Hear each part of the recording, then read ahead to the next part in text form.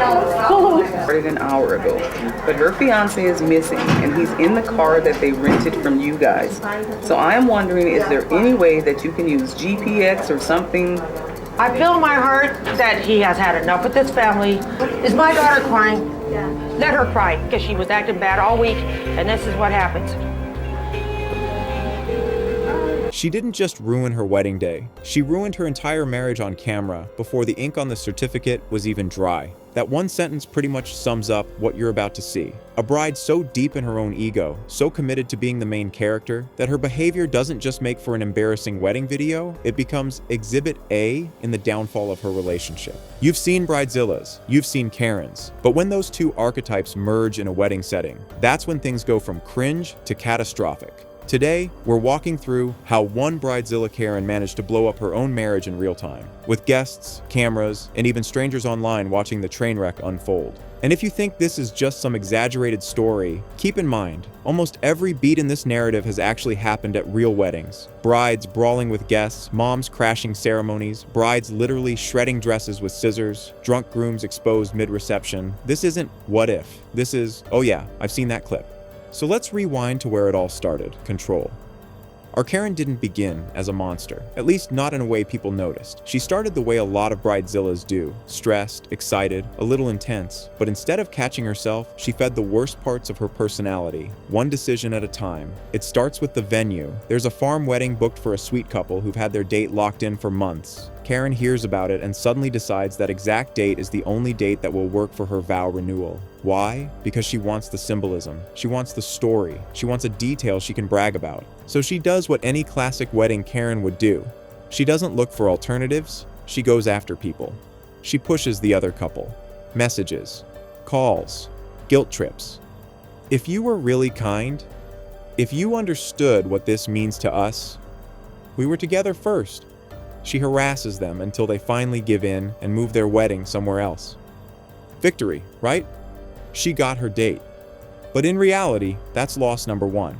She's just showed her future husband and everyone close to her that her happiness is more important than anyone else's entire wedding. From there, the planning becomes less about celebration and more about dominance. She controls the bridesmaids' dresses down to the neckline and fabric. She tells grown adults what hair color they're allowed to have in her photos. She creates rules about footwear, nails, and even how much weight they're allowed to gain or lose before the big day. If someone pushes back, she threatens to uninvite them. If you've ever watched compilations of Karens ruining weddings, this is exactly how they sound in the leaked group chats. If you can't afford this, maybe you shouldn't be in the bridal party. This is my day, not yours. If you don't like it, don't come. I'm paying too much money to let you ruin my aesthetic. Every time she says something like that, another friend mentally checks out. Some quietly step away, others stay, but only because they're hoping it's just stress, and she'll calm down after the wedding. Spoiler, she doesn't. And then there's Lena. Lena is one of Karen's closest friends, maybe even her maid of honor. She finds the dress, not the bride's dress, her own guest dress or bridesmaid dress, the one that makes her feel confident, elegant, and excited to be part of her friend's big day. Karen is helping her shop, offering opinions, pretending to be supportive. She gushes over how beautiful Lena looks. But later, in secret, Karen goes back to buy a nearly identical gown for herself. Or worse, the exact same one. We see shades of those viral clips where brides go into full meltdown over dresses, like the bride who loses a deposit and punishes the entire bridal store by taking scissors to rack after rack of gowns. That same, if I can't have it my way, no one will mindset is at play here. Karen doesn't just want to look good, she wants to prove she's the most important woman in every room, even next to her own friends. On the morning of the wedding, Lena shows up, sees the garment bag with Karen's dress, and when she gets a peek, her heart drops. It's her dress. Same cut, same color, same overall look. The dress Karen told her was more your style than mine. Now that same design is hanging on the bridal hanger. That's not an accident. That's a power play. The energy at that point is already off. Bridesmaids whisper. People share looks. Even the groom's face says, "Are we really doing this?" And speaking of the groom, let's talk about him. We'll call him Hank. From the clips and the way these stories usually play out, Hank is the kind of guy who hates conflict. He jokes things off, smooths things over, and tells himself, it's just wedding stress. He tells his family, she's not always like this. He tells himself, she'll calm down once this is over. But wedding day doesn't magically reveal a different version of her. It amplifies what's already there. We get to the ceremony, guests are seated, there's that familiar hush before the music starts, phones are up, cameras rolling. This should be the moment everything quiets down and the love story takes center stage. Instead, as soon as Karen appears, it's obvious who she thinks the main character is. Herself. Not us. Her. She doesn't walk down the aisle like someone in awe of the moment. She marches like she's entering a reality show reveal. Tiny gestures to the photographer. Micro expressions when she spots someone she's mad at. You can almost hear the mental checklist. Is everyone looking? Are they jealous? Is this what I imagined? Once she reaches the front, the officiant moves into the script they'd agreed on. But Karen, she's already decided the script isn't dramatic enough. Instead of reading the vows they wrote together, she pulls out a different set. Maybe she rewrote them the night before. Maybe she just freelances it on the spot because she felt called to. Either way, Hank doesn't know what's coming. She starts with jokes, and not the sweet teasing kind, the passive-aggressive kind. Jabs about his habits, his salary, his family. She calls herself the only reason he looks this good today, or the one who finally whipped him into shape. At first, people laugh because they think it's lighthearted, but as she keeps going, the laughter breaks. People shift uncomfortably. If you've ever watched those cringe wedding speech videos, this is that moment, when a toast or vow crosses the line from funny to mean, and everyone in the room feels it except the person talking. Then she turns to the guests. She decides that her vow renewal is the perfect moment to scold people. She calls out someone who didn't RSVP fast enough. She throws shade at a cousin who refused to dye her hair to match the color scheme. She even takes a shot at the original couple who had to move their wedding date, bragging about how some people needed to learn what compromise looks like. You can almost hear the oxygen leave the tent. This isn't a ceremony, it's a live roast, and nobody signed up for it. Hank tries to smile. The officiant tries to move things along, but the spell is broken. Instead of feeling emotional, people are wondering, what is wrong with her? And here's the tipping point. Someone in the crowd can't take it anymore. Maybe it's a fed-up bridesmaid. Maybe it's an older relative who has seen enough. Maybe it's even Lena, still stinging from the dress stunt. Whoever it is, they whisper something like, "This isn't appropriate." Or they shake their head a little too obviously. That tiny crack in the facade is all it takes. Karen spots it and snaps. In front of everyone, mid-ceremony, with cameras rolling, she breaks character and starts yelling. She calls the person out by name, tells them if they don't support her, they can get out, accuses them of trying to ruin her day. She might even walk toward them a step or two, pointing, voice shaking, completely losing the plot. At this point, the officiant looks like he wants to disappear. Hank looks like he's watching the future. He tried to convince himself was fine. Go up in flames. Some guests put their phones down, others keep filming, because they realize this isn't just drama, it's history. Eventually, the blow-up fizzles out. Maybe someone pulls her back, maybe she realizes she's gone too far and tries to laugh it off. The ceremony limps to the end. They say the words, they exchange rings. There's technically a married couple standing there, but emotionally, something cracked that isn't going to be repaired by cake and dancing. You can see it during the photos. In all those wedding disaster clips, there's always that one photo where you can tell everything went wrong even if you never saw the video. The groom's smile doesn't reach his eyes. The bride has that tight, manic grin. The bridesmaids look like they're trying to sell happy to the camera while their bodies are screaming, "Get me out of here."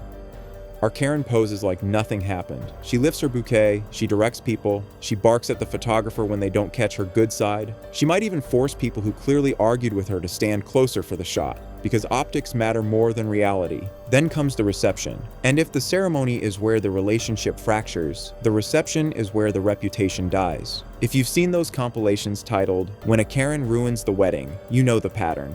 During the first dance, she's not really present with Hank. She's scanning the room, making sure everyone's watching, making sure nobody's laughing about the earlier meltdown. When a bridesmaid starts crying from pure stress and exhaustion, Karen doesn't comfort her. She scolds her for making things about you. In one corner, you've got relatives whispering, "This is not going to last." In another, friends are texting each other under the table. "Did you see what she did at the altar?" People who once wanted to support this marriage start quietly calculating how to emotionally distance themselves from the chaos. And Hank, he's moving through the night like a ghost. He does the cake cutting, he does the toast, he dances with family, but something in him has shifted. You see this same switch in other grooms caught in wedding disaster videos. The moment when they stop defending the bride's behavior and start realizing, "I can't do this for the rest of my life." It might not hit him all at once, but later, when the guests are gone and the footage starts spreading, it solidifies. Because here's the part that makes this story different from wedding disasters that happened 30 years ago. Everything is on camera, and everything is shareable. Clips of Karen's meltdown make their way onto social media. They get grabbed for compilation channels. They show up on top 10 Karens who ruined their own wedding lists. Strangers who have never met her begin recognizing her as that bride. Reaction channels pause her mid-rant and ask, "Would you still go through with this marriage?" Hank watches those videos. Maybe not right away, maybe months later. But eventually, he sees how other people react. He watches himself standing there, trying to swallow his pride, his discomfort, his embarrassment. He reads comments from people saying things like, "This man needs to run." You can see the exact moment he gives up inside. This isn't wedding stress. This is who she is. And it hits him.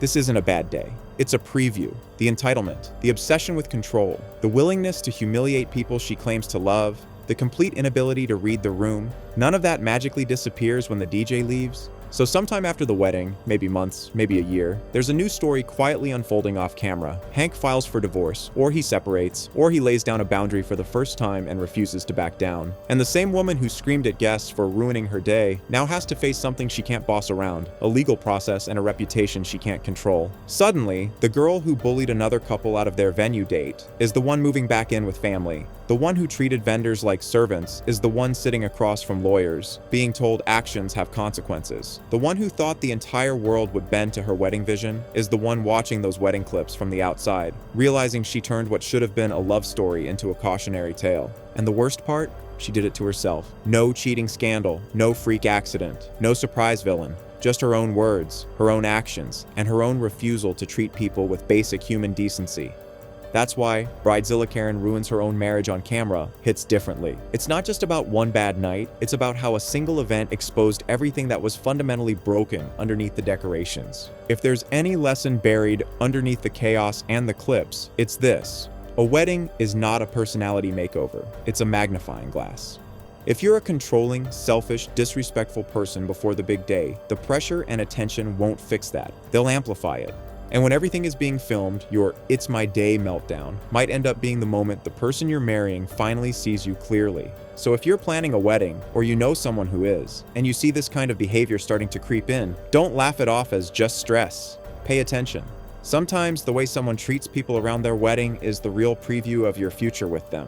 If you want more wild wedding stories, breakdowns of viral Karen moments, and deep dives into the relationship red flags hiding in plain sight on camera, make sure you subscribe, drop a like, and share this with someone who's maybe taking their dream day a little too seriously. Because flowers wilt, cake gets eaten, and venues get cleaned. But the way you act on the most recorded day of your life, that can outlast the marriage.